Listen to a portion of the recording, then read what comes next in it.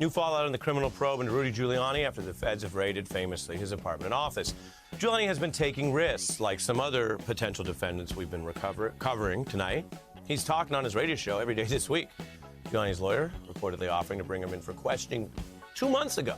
And that's an interesting detail we're going to get into. Bloomberg reports the offer was, though, contingent on prosecutors making clear what subjects, what topics they would bring up. And the federal prosecutors, who really hold all the cards in this kind of situation, said, no thank you. Giuliani's lawyer reportedly emailing, quote, why are you doing everything the hard way?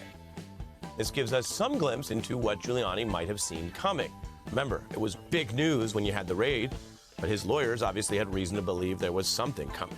Now, on top of the legal fight of his life, Dominion Voting Systems is asking a judge to go forward with their defamation suit against Giuliani. He is denying that anything was defamatory. Dominion, in a brand new filing, says Giuliani is ignoring evidence about just how much financial harm he caused the company, destroying the resale value, which had been up to $500 million, forcing Dominion to spend over $500,000 on security for employees, all a part of that push to overturn the election.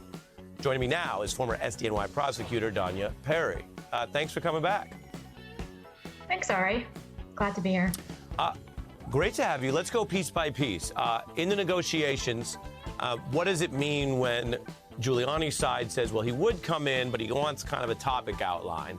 And what does it tell you that SDNY didn't feel any need to grant that? You know, I heard you quote Giuliani's lawyer asking the prosecutors why they're doing it the hard way. Giuliani knows at some level, he has at least some distant memory, that there is no easy way here. There is only a hard way. And as you said, Ari, he doesn't hold the cards anymore. This is an uneven, imbalanced power dynamic. And he doesn't get to say what he wants to talk about and what he doesn't want to talk about. That's just not how this works. So there has been a lot of discussion. Will Giuliani cooperate? He's not even going to get to there if he can't go in the front door of 1 St. Andrews Plaza, where he used to preside, and give a full, unvarnished, warts and all account of every unlawful or even shameful thing, everything he's ever done, you know, from the dawn of time until today. And so it really is a full and complete, no-holds-barred disclosure that is required in order for him to give his account and to even begin to explore the possibility of cooperation. So he could not have been surprised by this reaction from the prosecutors.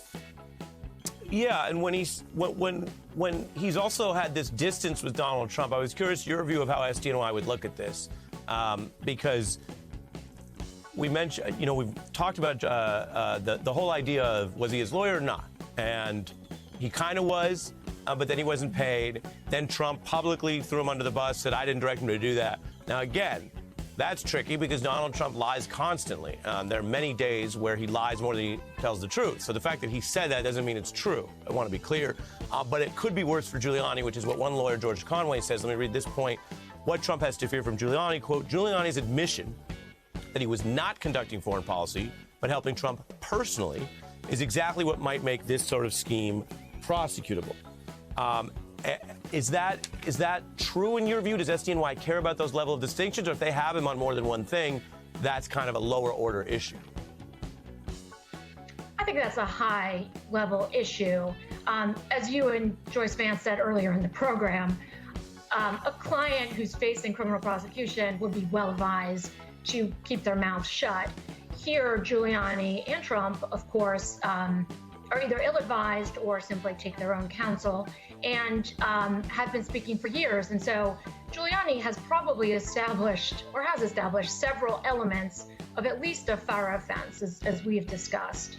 And some of these statements, sure, they've been all over the place. Is he representing Trump or not? That's not the full question at all. He may have been representing Trump, but was he also representing foreign interests? They can both be true, and if they are, he will be guilty of a FARA violation. So that's just one. Yeah, you're talking about foreign lobbying. Correct. Yes. Thank you. And briefly, I get it. I'm almost out of time, but You worked in SDNY. Would they go this hard at a random, non-famous, non-Trump-like person if it was all over just that foreign lobbying violation?